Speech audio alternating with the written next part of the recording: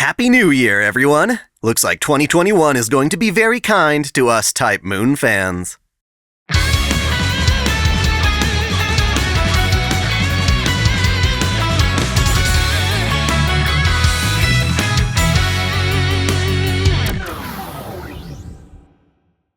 Welcome back to Otaku Daikun. Dai here.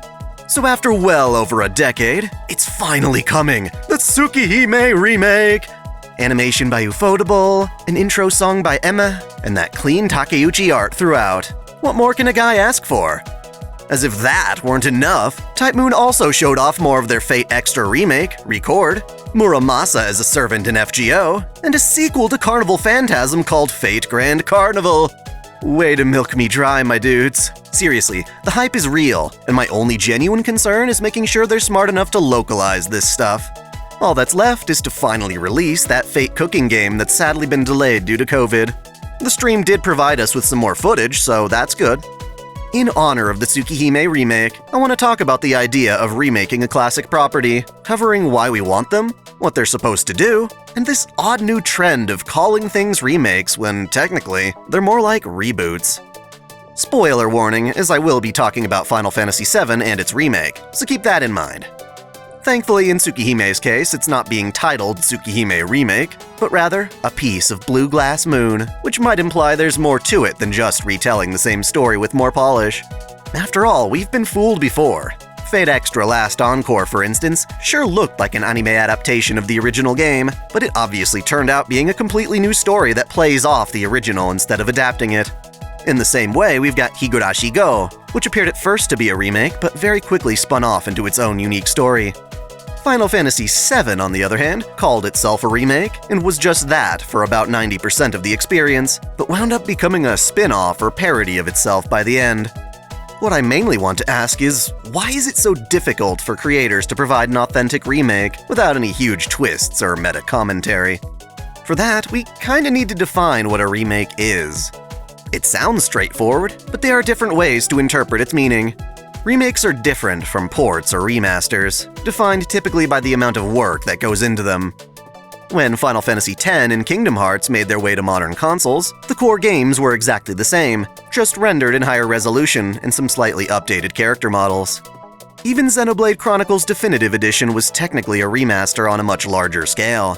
The idea behind Final Fantasy VII Remake, however, seemed like a much clearer concept. We have the original game from 1997, and while it's still a great experience, it's devoid of many of the advancements technology has made since its release. The film Advent Children, as well as works like Crisis Core, showed us the potential that modern graphics and game mechanics could bring to the original, and so when Square Enix released a tech demo of the game's opening cutscene, fans wanted the full experience. Basically, wouldn't it be amazing if we had Final Fantasy VII, but the graphics were as good as Advent Children, and it took advantage of modern gaming mechanics? What if we could experience the game's world, not as a series of pre-rendered camera angles, but rather a fully explorable open world? After all, Square Enix has been making some gorgeous games, but a lot of the modern sensibilities the company adopts overcomplicate things like stories, and have resulted in haphazard experiences. Final Fantasy XV, for instance, is an enjoyable game on its own, but it falls short as a Final Fantasy title. Despite being open world, it ironically felt much smaller than previous games that represented an entire planet through overworlds and classical maps. It felt less like you were experiencing a fully realized place, and more like you were taking a short road trip between two towns.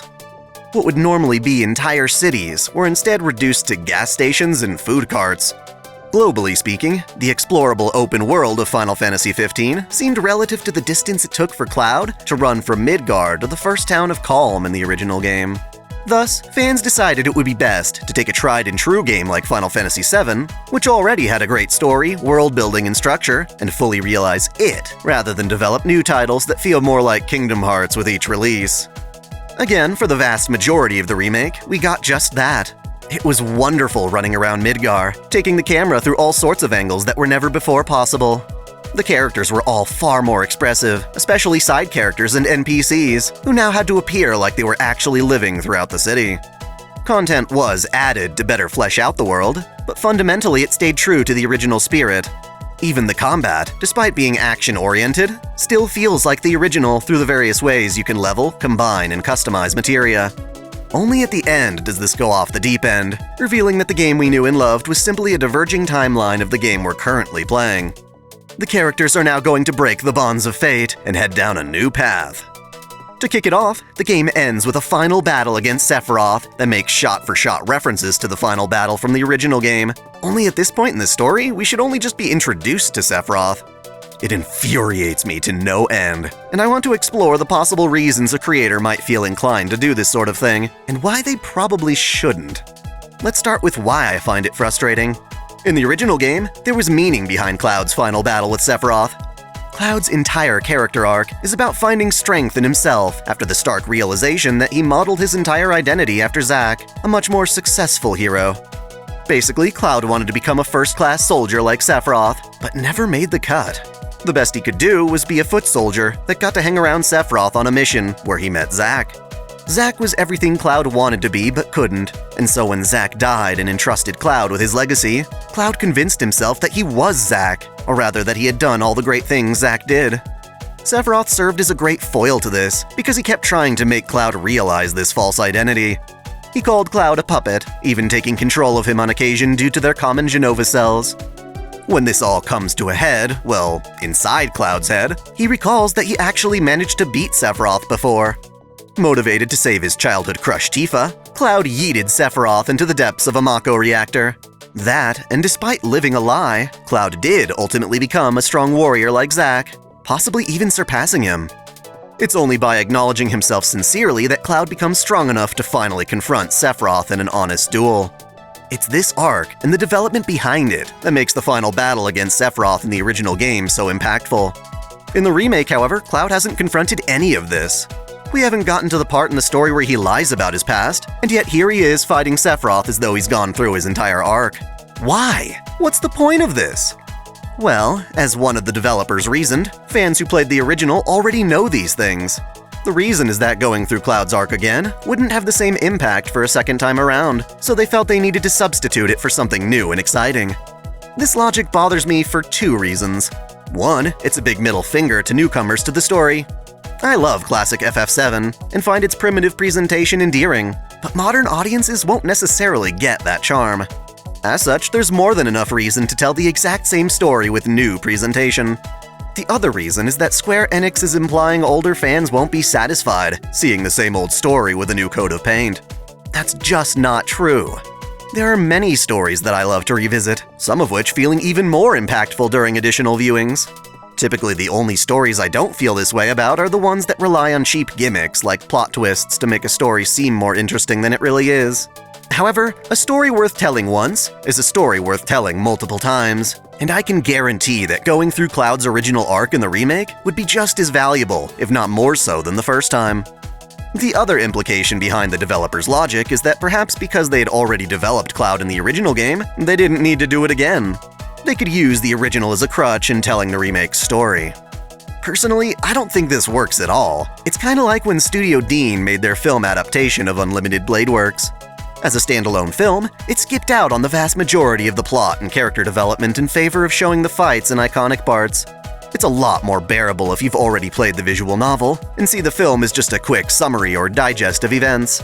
That's fine and all, but then Ufotable comes around and gives Unlimited Blade Works a comprehensive adaptation, and popular consensus declares it to be superior.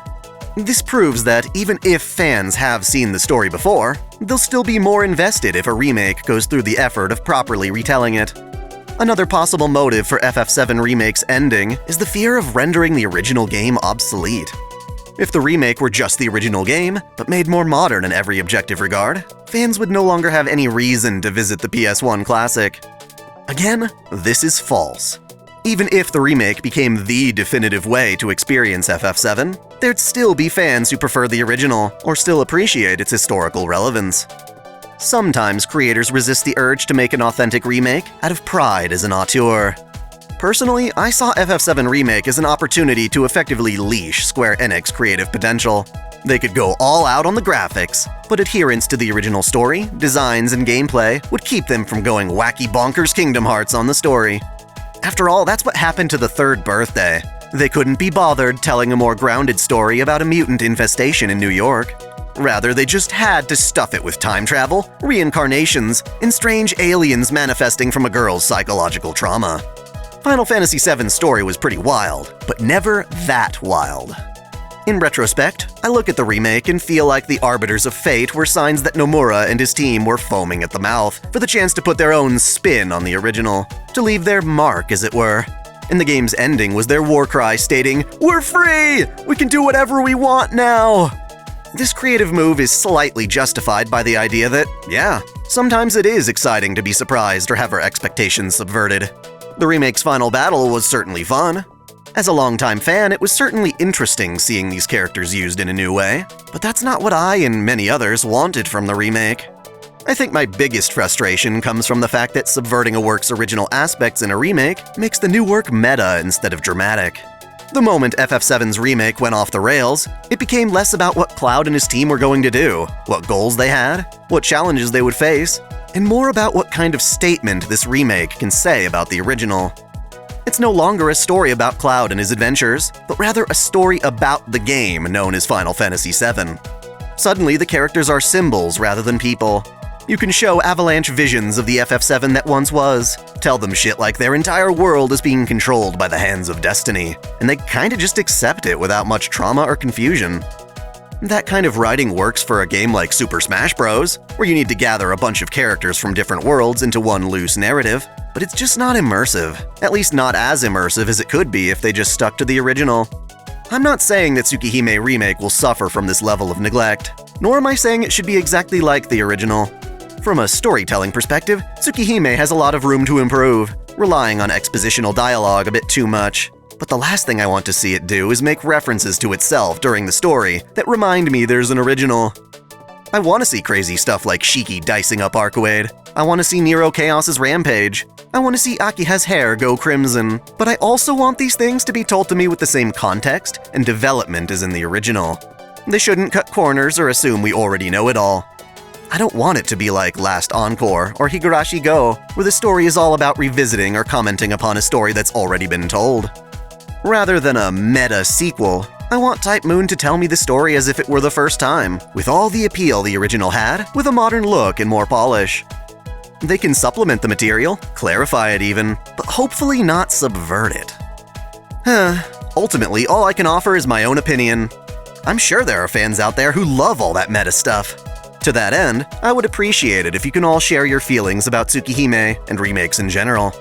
In your own words, what does a perfect remake look like?